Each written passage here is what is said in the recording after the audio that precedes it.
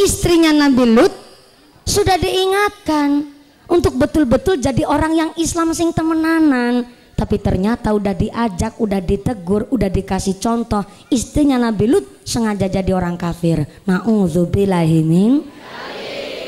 Tapi ayat cerita yang begitu luar biasa.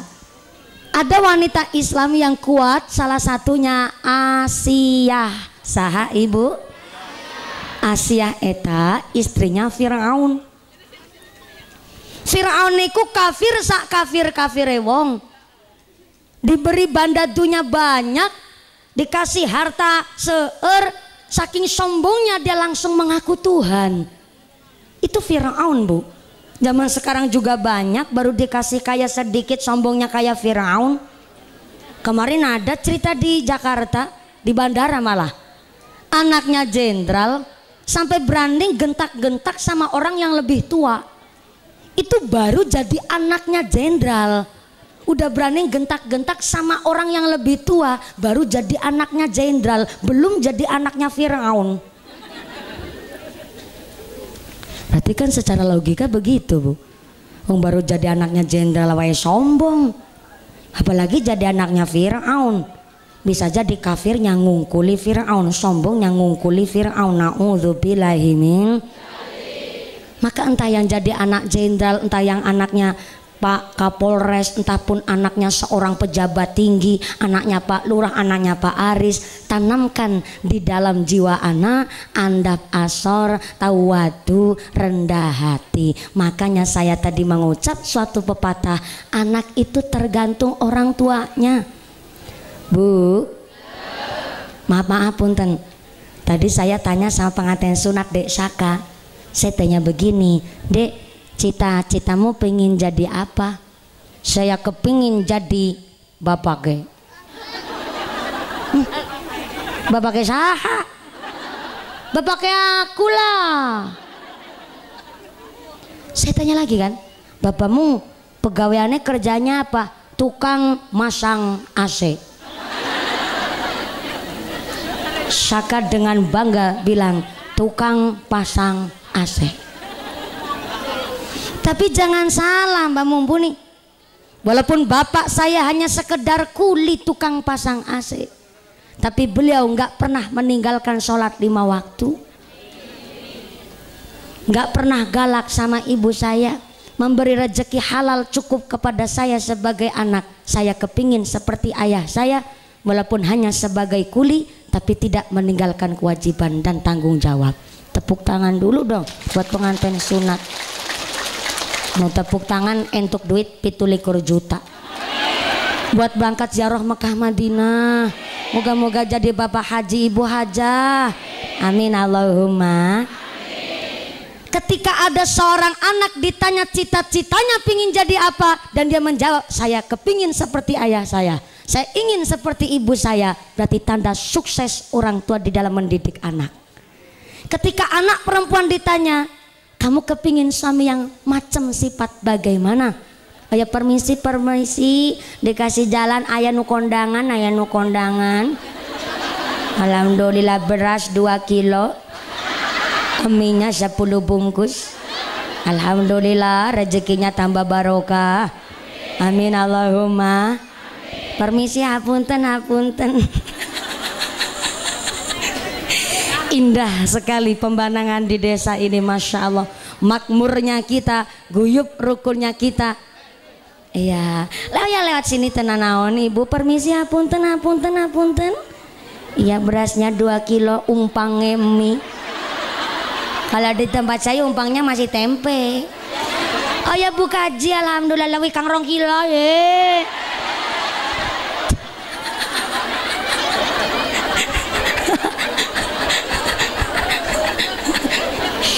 Ini namanya kondangan plus sombong sekalian.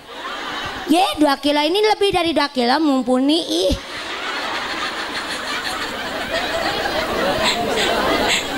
Alhamdulillah. Gimana? Ibu. Ngacunya jangan gini mas, nggak sopan ngacunya begini sama orang lebih sepuh.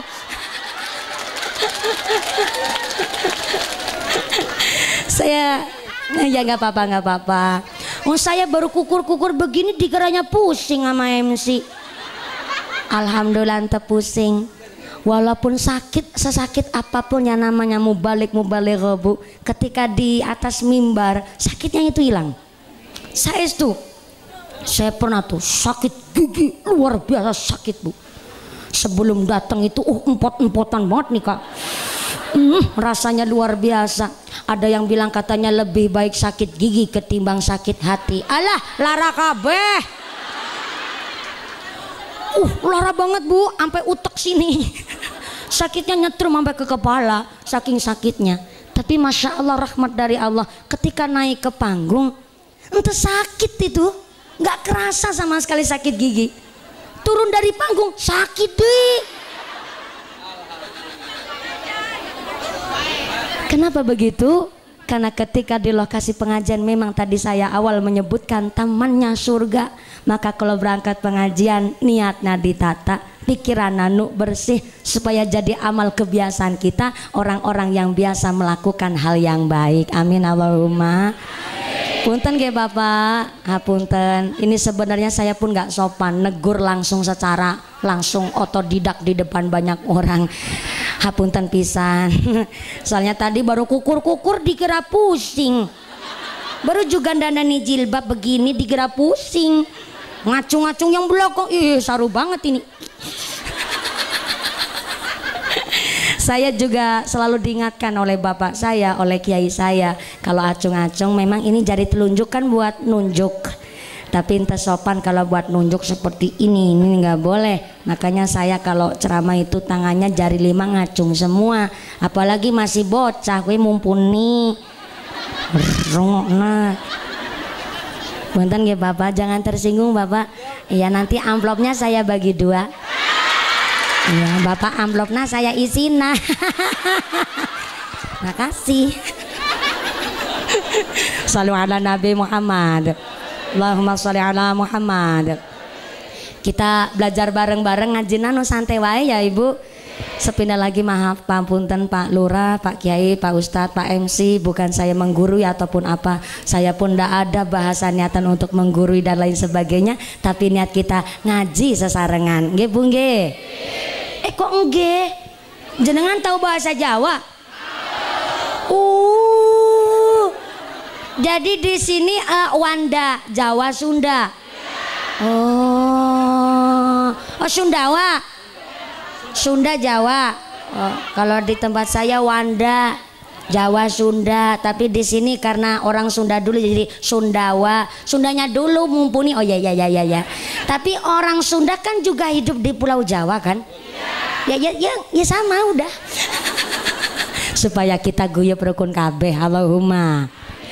Bapaknya MC sebenarnya tadi niatnya baik, mumpuni. Tuh yang di belakang belum disapa. Hatur nuhun, saya sudah diingatkan. Bu, assalamualaikum. Masih sadar? Alhamdulillah. Kebagian snack ente? Ente kebagian? Sebelah sini ente kebagian. Makanya mangkat nugasik. Ibu-ibu di sini duduk calik, alhamdulillah kebagian kursi kan berangkatnya dugasik, betul Bu? Yang gak kebagian snack tetap rezekinya nu barokah. Anak itu tergantung orang tuanya. Makanya minyak ya minyak, lenga. Lenga cari sini naon? Minyak ya minyak, cai ya cai. Cai sama minyak sifatnya sama-sama cair. Tapi walaupun minyak dan cai sama-sama cair, dia bisa kembul tapi nggak mungkin campur. Kembul itu kempel ya Bu. Bisa kempel tapi nggak mungkin campur. Mesti kalis, bahasa Cilacap Kroya kalis, mesti misah. Walaupun bisa kembul, bisa kempel, tapi nggak mungkin bisa campur. Anak kita begitu. Kalau orang tuanya cari rezekinya bersih, halalan toyiban, ketika dikonsumsi oleh anak, berarti keluarganya mengonsumsi barang nusai. Karena yang dimakan adalah bersih, halalan, thayyiban, yang dirahmati, diridhoi oleh Allah, maka darah yang mengalir di dalam tubuh pasti darah yang baik. Darah ngumpulnya di mana? Di jantung. Jantung tugasnya ngapain? Memompa darah ke seluruh tubuh. Maka yang dimakan adalah barang yang halalan, thayyiban, maka jantung memompa darah, darah nusai ke seluruh tubuh. Karena darahnya sae, maka ruh yang bersemayam di dalam tubuh pun ruh yang baik. Karena ruhnya baik, pikirannya, mikirnya mesti mikir baik. Talingana buat mendengarkan pasti mendengarkan barang yang baik. Tutuke, lambene, bahasa Sundanya tutuk naon? Mulut, mulut wae bilangnya. Sungut.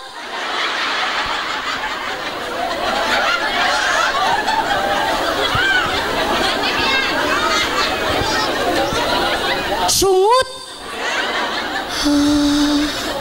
Sumut apa sungut? Oh pakai M, pakai mim. Sungut. Oh, iya pangambung. Iya sungut. Iya beheng. Oh beteng, iya beheng. Ya, oke. Terima kasih. Saya jadi tambah kosakata. Sungut. Oh iya ibu yang nu kepanasan, panjenengan sadayana duduk di masjid wae. Iya masjid betul. Oh balai desanya di dia. Allah Karim, saya baru tahu.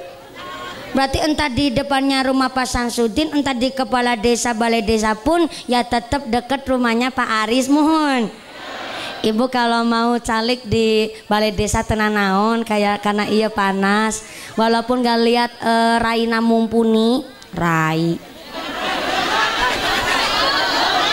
Pokoknya kalau nggak lihat mukanya mumpuni tenanaon, yang penting suaranya masih jelas. Mohon ibu nu pada kepanasan hari ini, insya Allah penyakitnya diangkat kabeh oleh Gusti Allah. Mengucur keringat hari ini kanggo ngelong dosa-dosa kita semuanya. Amin Allahumma. Lanjut sampai jam 2. Lanjut sampai jam 2. Darah di dalam tubuh itu juga pengaruh dari apa yang kita makan, Bu. Makanya namanya orang tua wajib cari rezeki yang bersih, wajib cari rezeki yang halal. Karena apa yang kita makan pengaruh dalam darah kita, mempengaruhi watak, mempengaruhi sifat, mempengaruhi sikap. Karena ruh yang mengalir, yang bersemayam di dalam tubuh itu pengaruh dari makanan yang kita konsumsi.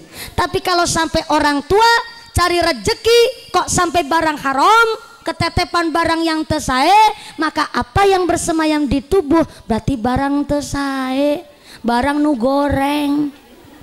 Mau nih saya ngomong betul? Laras. Berarti ruhnya ruh goreng. Akhirnya matanya kalau ngelihat sukanya melihat barang nu goreng, talingan buat dengerin sukanya dengerin barang nu goreng, sampai seluruh anggota badan setiap dia beraktivitas kelakuannya kelakuan nu goreng. Nauzubillahi min. Minyak ya minyak, cai ya cai. Kalau dari rumah sudah diberikan rezeki yang halal, dari rumah sudah diajari adab, ketika dia merantau anak ini, entah di sana ketemu sama cai yang terbagus, sama minyak, tapi karena dasarnya adalah cai dari rumah yang baik, adab yang baik, rezeki yang bersih. Walaupun cai ketemu sama minyak bisa kembul, tapi nggak mungkin campur. Kembul sama tukang mabok gak mungkin kecampuran jadi tukang mabok. Sebab apa? Cai ya cai, minyak ya minyak.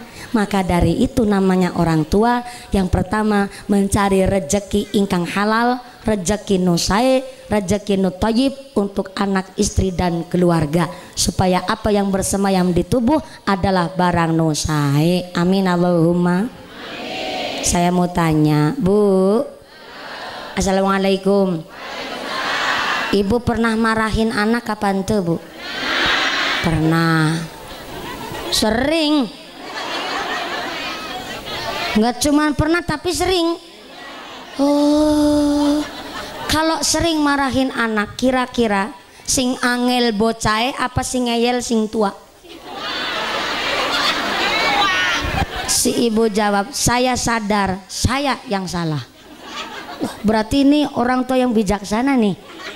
Soalnya kiai saya bilang, mulang bocah, ngajarin bocah sama ngajarin wong tua itu lebih mudah ngajarin bocah.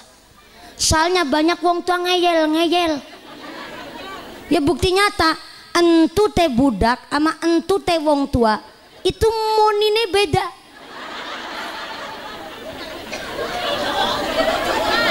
Betul nih, entu teh bocah karo entu teh wong tua moninya bunyinya beda. Bukti nyata nih, kentutnya bocah bunyinya saru. Saru tahu saru? Ente sopan. Cara sini naon? Sarua. Entu teh bocah bunyinya saru. Bocah nggak sengaja duk kepentut di hadapan si ibu. Tit. Ibu bilang, oh bocah sembarangan, bejujag, ngentut nang ngarepe wong tua, saru. Entu teh bunyinya saru tuh. Giliran ibu kentut di hadapan bocah, berat brot. Ibu bilang, ora apa-apa wis tua iki.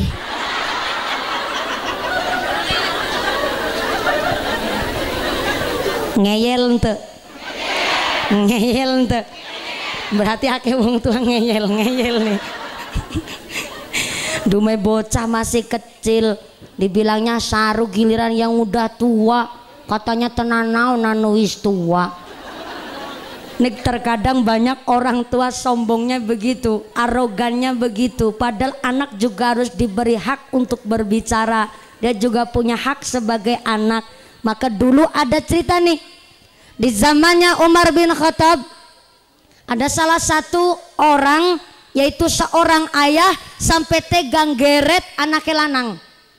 Anak lakinya itu diseret, dibawa di hadapan Khalifah Umar bin Khattab. Sang ayah bilang, ya Khalifah, nih anak kandung saya sudah ngerawat, sudah membesarkan ini anak.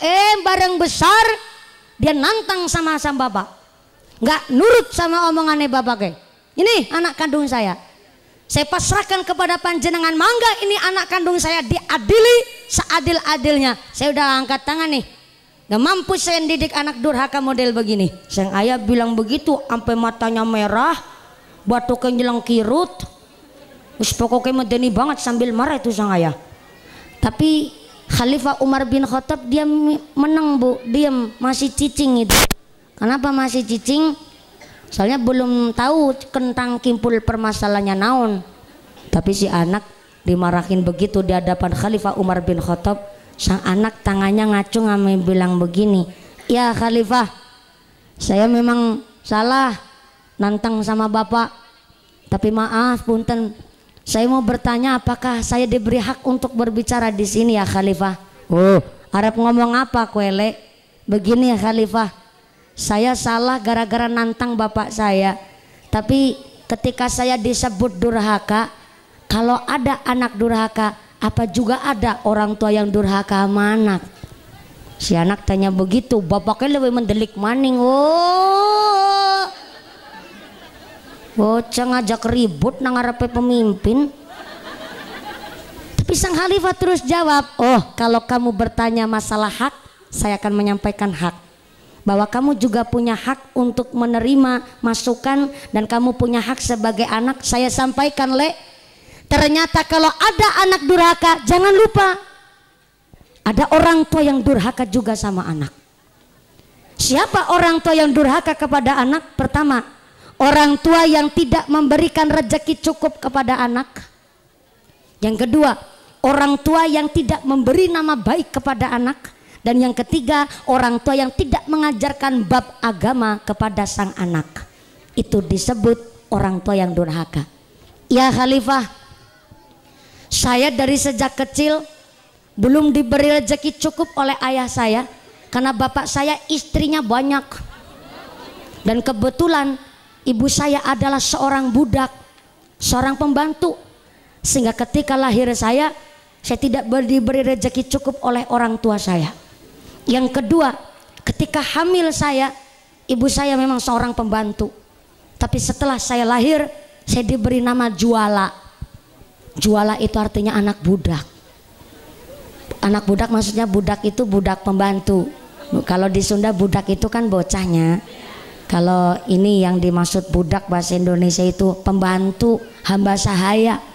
Karena ayah saya menikahi ibu saya seorang budak, hamba sahaya, seorang pembantu rumah tangga. Ketika saya lahir, saya diberi nama Juala yang artinya anak pembantu. Dan saya dari sejak kecil tidak pernah diajarkan Al-Quran. Saya tidak diajarkan dengan bab agama. Kalau ketika saya bareng gede nantang karo seorang bapak, salahkah saya atau orang tua saya yang durhaka kepada saya? Tuh kalau udah begitu kan wong tua wis orang mau sekedar izin, Bu. Bahkan ada anak yang sampai malah membawa orang tuanya ke dalam neraka gara-gara seorang wong tua yang tidak mampu mendidik anak-anaknya. Maka yang pertama, orang tua wajib mencari rezeki yang halal, rezeki yang barokah.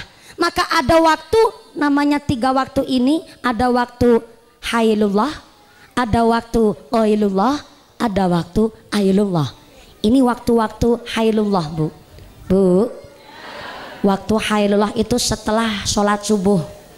Mesti wayai habis sholat subuh itu ngantuk banget. Jam 9, jam 10 sampai jam 11. Ini lagi ngantuk-ngantuknya nih. Iya betul. Saya dulu waktu lagi di sekolah. Sekolah itu jam 10 wayai habis istirahat mau nyambung lagi sekolah. Masya Allah, matanya abot nemen, Bu. Dan ternyata memang kalau ngaji kok ngantuk, sebab kita memang kalau ngaji lagi digoda setan. Setan yang menggoda orang ngaji namanya setan wasnan. Setan naon? Wasnan. Kok jenengan ketawa? Oh, di sini ada yang namanya wasnan. Anda jangan salah paham. Mungkin makna secara Sunda dan makna secara Arabiah itu berbeda. Kalau mungkin di sini di Sunda, di Jawa wasnan mungkin mengemu mengandung arti yang bagus, maknanya baik secara bahasa Sunda atau Jawa.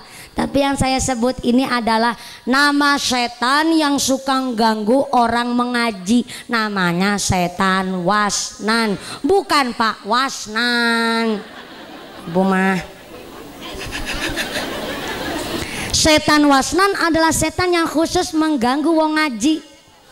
Kenapa wong ngaji ngantuk? Kenapa wong ngaji kok mripate sepet banget? Karena sengaja setan wasnan nyebar tepung. Cuma kan nggak kelihatan tepungnya.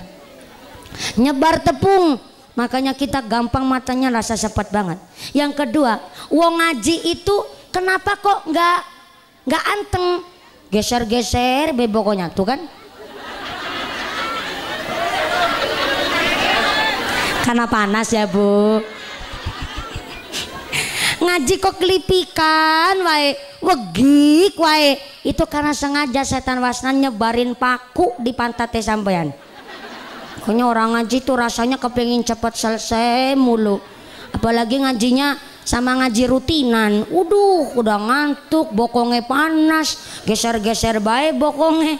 Itu sengaja setan wasnan nyebar paku di tempat duduk sampean. Makanya orang ngaji niatnya ditata, yang kepada kepanasan bukan kegoda setan ya, Bu ya, karena sikon.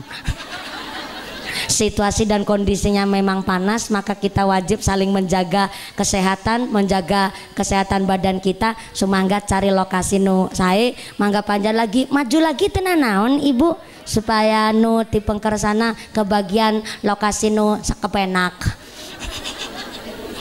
Lokasi nu kepenak. Insya Allah panasnya hari ini menjadikan sehat badan kita, sehat walafiat, dijauhkan dari segala wabah dan musibah. Amin Allahumma. Amin Allahumma. Lanjutnya, Bu. Shallu ala Nabi Muhammad. Maka orang tua kepala rumah tangga supaya habis subuh ini jangan tidur. Habis subuh yang golet ma'isyah, kerja nyambut gawe, golet ilmu semangat nyambut gawe aktivitas. Ikhris ala ma yang fa'uka wasta'in billah wala ta'jiz. Jadi manusia lu semangat menggapai barang manfaat. Wasta'in billah, kalau ada masalah minta tolongnya sama Gusti. Yang paling penting wala ta'jiz, jangan males. Wala ta'jiz, jangan beler. Wala ta'jiz, jangan sungkan.